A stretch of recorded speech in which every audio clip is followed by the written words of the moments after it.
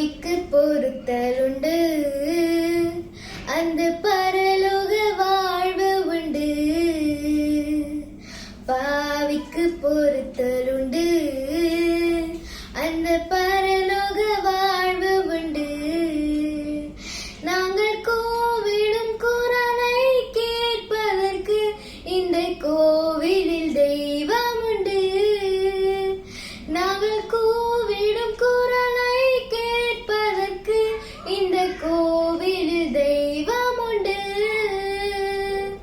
இயேசுவின் இருதயமே என்றும் எரிந்திடும் அருள்மயமே, உந்தன் ஆசியும் அருளும் சேர்ந்து வந்தால் எங்கள் ஆனந்தம் நிலை பெறுமே.